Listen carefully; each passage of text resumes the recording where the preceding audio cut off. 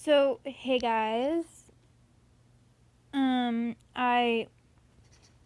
making a Tom Tord video and I forgot to make a disclaimer, so I'm editing this in from the end.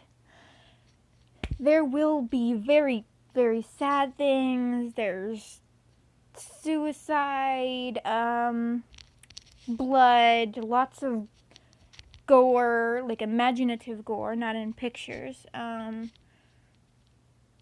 It's very sad. Like, there's betrayal and everything. Yeah. So, disclaimer. So, hey guys. Today, I wanted to do a little bit of Tom Tord that I wrote. It's not exactly Tom Tord. I just figured I wanted a more sad, timeline for it. A more sad AU for it. Because, the end of it isn't sad enough for me. It really isn't. I got some cute pictures from some videos, so I wanted to put those up too. So, here we go. I'm reading this off of my laptop. Right now I have my headphones in. If you could, in the comments, give me feedback on the quality, like, the other videos I have aren't with headphones, this one is. I want to know which one is better quality, so I want feedback on that. So here it is, the Tom Tord AU. It goes right in.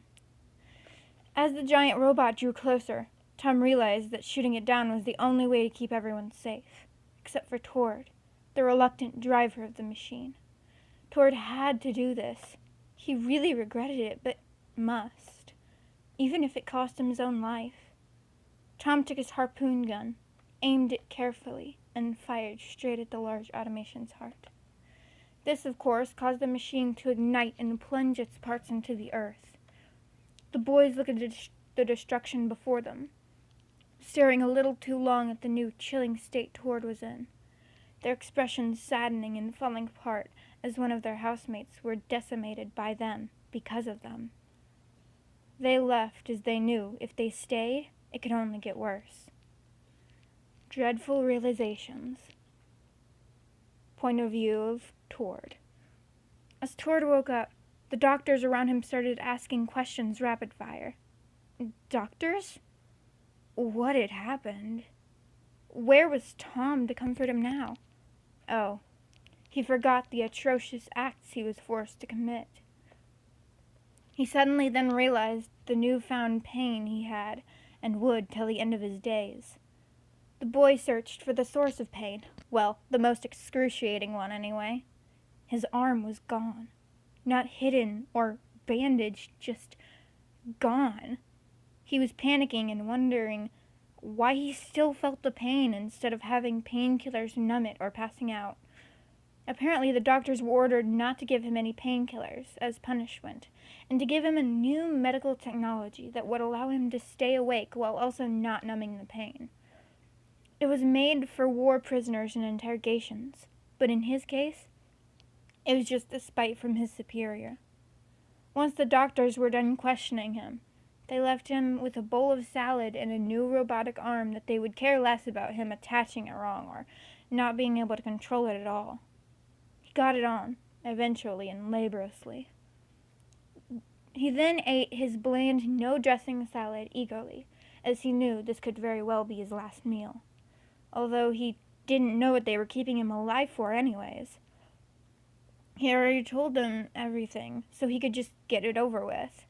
Whatever it was, he knew he wouldn't be allowed visitors, much less his Norwegian friends. They would just be given general weekly updates on his medical progress. He worried a lot about his other friends, as lonely hours passed by. His other wounds were healing very slowly. Not even months would heal them.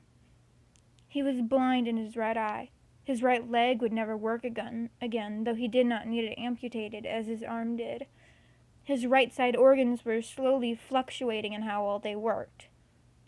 He was going to die a very slow, painful, insane death, as he was also isolated. except for the person who would bring him his meals, who would also not talk to him. One of his bowls was salad again, and had a fork. He hated the way his dead eye looked in the several mirrors in the room. He was isolated and already slipping. No one would come for him. No one could even bring themselves to care for him enough to even think of trying to save him. So with all of this swirling uncontrollably in his mind, he figured one more injury and a quicker death would be a good thing. So he stabbed that ugly, useless eye of his and angled it so he could easily rip it out, and muffled his cries as he fell. His last sight being that he had gotten some of his brains along with his eye. He was relieved that he finally wouldn't have to die so slowly. He woke up confused at the fact that he did wake up. He was not told anything this time. He just felt the hole carved in his skull from his eye. As he reached in, he shivered and felt more technology where that part of his brain should have been. They were trying so desperately to make him suffer. He heard that the doctors were ordered to give him an eye patch, but they refused as they felt they had already used too many valuable tools trying to keep him alive and in pain. So they also confiscated his arm instead. Tom's new heart. Tord's Norwegian friends were loyal, and they knew exactly what Tord would want, even if the task was difficult and they didn't like the idea. They searched and found Tom, Matt, and Ed, just as they were about to make their own ways. They stopped them and sat them down to tell them what was probably gnawing at their minds. They told them where he was, why he did it, and wrote down for them a letter about the state their friend was in. They sat there together as the three boys silently read the letter. Tord's old friends did not want to cry. They watched as Tom started to cry first, his eyes scrolled over the page. Then Matt, as he was always kind. Then lastly Ed, as he held back his tears, feeling like a mother that had lost her son.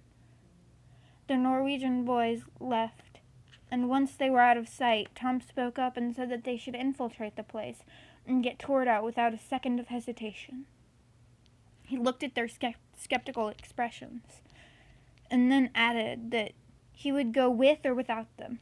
They sighed and agreed, not wanting to lose another friend without at least making an effort to save them. They were preparing to carefully infiltrate the place, and was sure that the lab Tord was being kept in had caught wind of their plan. But as they infiltrated the place, found it oddly empty and easy. At first, they thought it was because they were being set up for a trap.